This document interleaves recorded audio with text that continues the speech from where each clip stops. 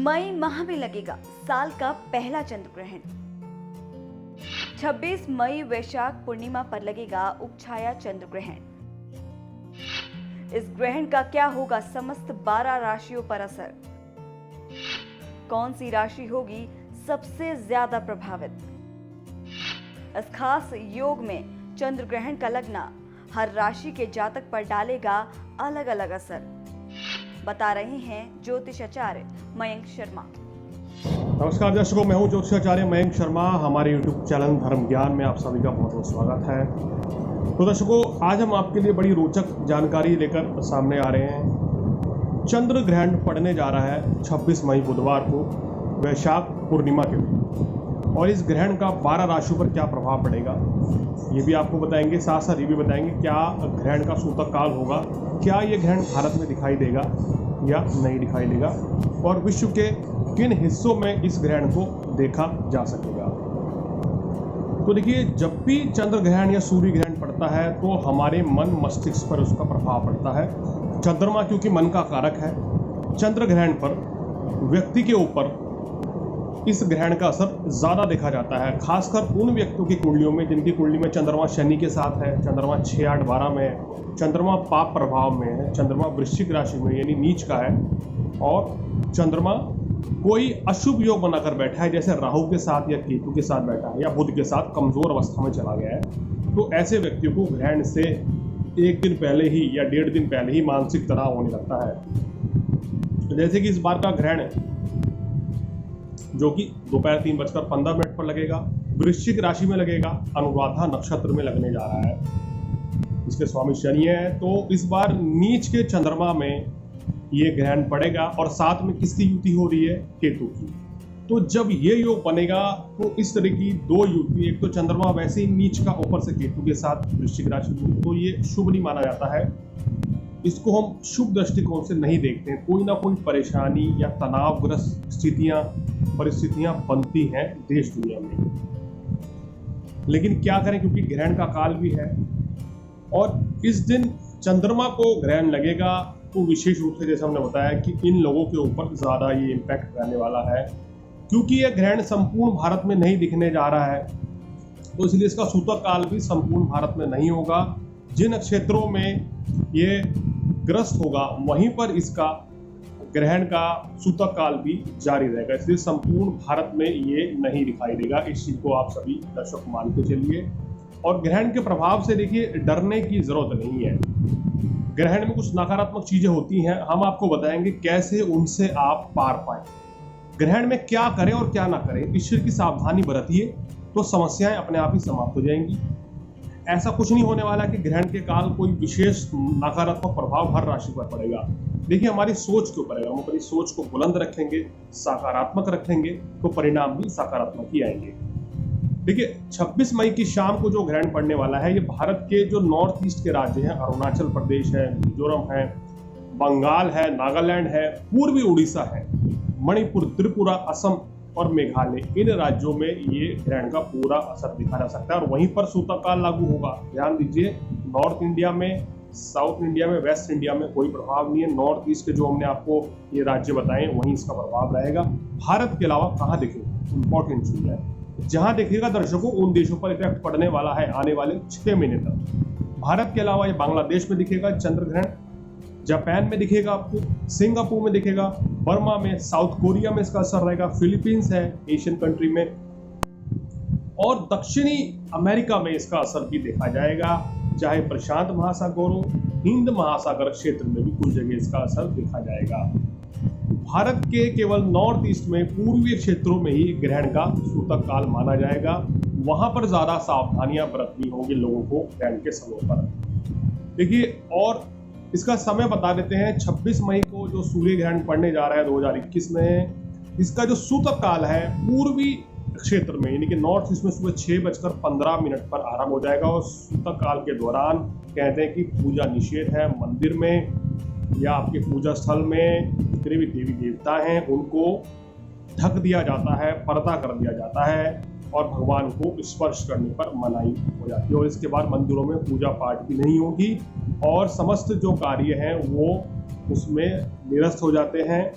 कुछ भी नहीं आप कर सकते हैं। और ग्रहण समाप्त होने के बाद मंदिर खोल के साफ सफाई शुद्धिकरण करना, गंगा जल छिड़कने का कार्य शुरू हो जाता है। तो यानी कि सूतक काल ग्रहण लगने से 9 घंटे पहले आरंभ हो जाता है और ग्रहण लगने के साथ ही समाप्त हो जाता है। तो ये बहुत इंपॉर्टेंट चीज है दर्शकों। और इसका समय बता देते हैं। देखिए सूतक का समय सुबह 6:15 पर है। ग्रहण प्रारंभ हो रहा है दोपहर 3:15 से।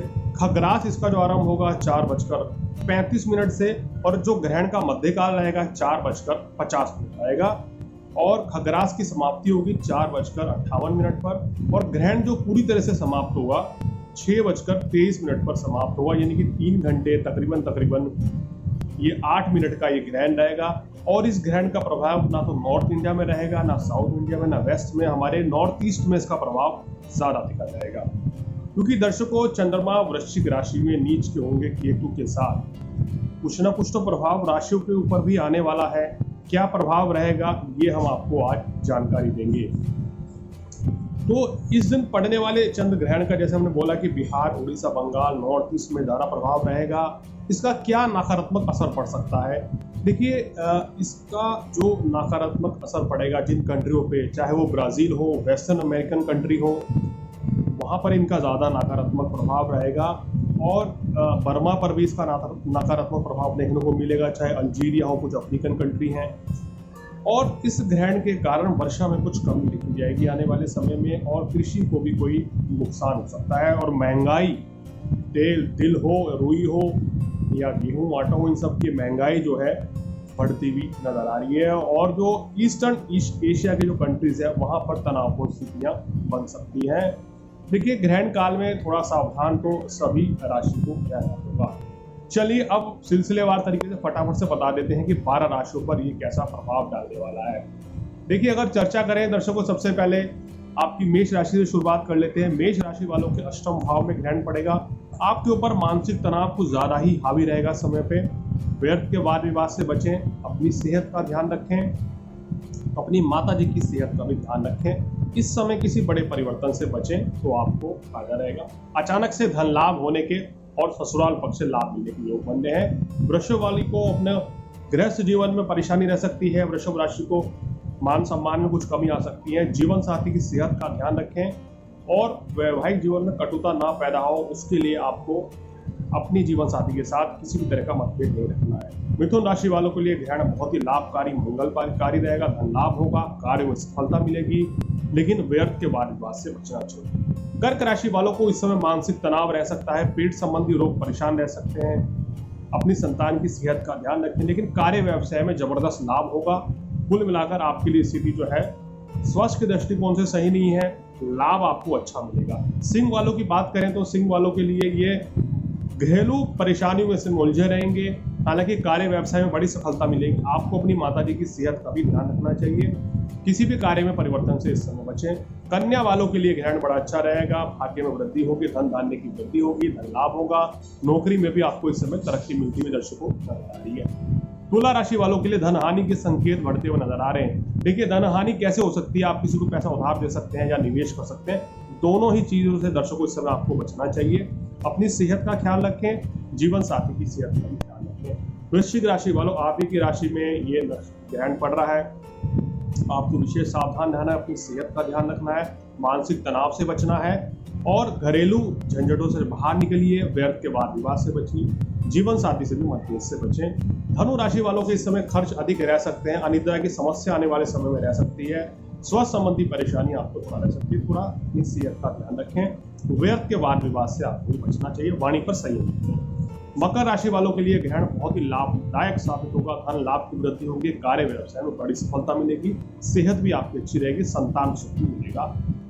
कुंभ वालों को ये बात करें तो कार्य व्यवसाय में उतार चढ़ाव बना रहेगा, क्योंकि दशम भाव में ये ग्रहण पड़ रहा है। अपने वरिष्ठ अधिकारियों के साथ थोड़ा तालमेल बना के चलें या कलीग के साथ, अन्यथा परेशानी रह सकती है। कार्य व्यवसाय में आपको धीरे धीरे सफलता मिलेगी।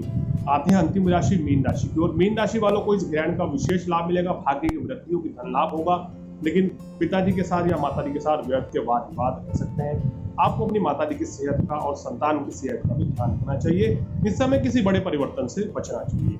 तो दर्शकों फटाफट से हमने आपको बता दिया कि 12 राशियों पर इस ग्रहण का क्या प्रभाव पड़ेगा। देखिए, जिन राशियों पर नकारात्मक प्रभाव है उनको कुछ उपाय भी करने चाहिए। चंद्रमा मनसो जात, चंद्रमा हमारे मन का कारक है। जब मन में ही नीचता रहेगी, नकारात्मक चीजें हावी रहेंगी, तो हमारा मन किसी काम में नहीं लगेगा और हमारे से गलती की आशंका रह सकती है। देखिए, पहली बात तो किसी भी राशि को डरने की जरूरत नहीं। जिन राशियों को समस्याएं हैं उनको क्या करना चाहिए, चंद्रमा के बीज मंत्र ओम सोम सोमाय नमः का जाप करना चाहिए और ग्रहण खत्म होने के बाद जो है आपको दान करना चाहिए, जैसे कि सफेद चीजों का दान, दूध दही चावल का दान करेंगे तो बहुत अच्छा रहेगा। आपको क्या करना चाहिए, इस समय ओम नमः शिवाय का जाप करें, विशेष लाभ मिलेगा। और भगवान शिव की आराधना करें, शिव चालीसा का पाठ करें, तो भी आपको कष्टों से मुक्ति मिलेगी और किसी भी बड़ी परेशानी से आपको राहत मिलेगी। तो दर्शकों, किसी भी राशि वालों को बहुत ज्यादा घबराने की जरूरत नहीं है। जिन राशियों पर परेशानियां हैं हमने उनको उपाय भी बताए हैं अभी, और साथ साथ ये भी बता दिया कि क्या करना है और क्या नहीं करना है आने वाले समय में। इसका प्रभाव आपको आने वाले 6 महीने तक रह सकता है, तो इसलिए कोई ज़्यादा चिंता वाली बात नहीं है, घबराने की बात नहीं है। आप ये उपाय करेंगे तो आपको विशेष लाभ मिलेगा।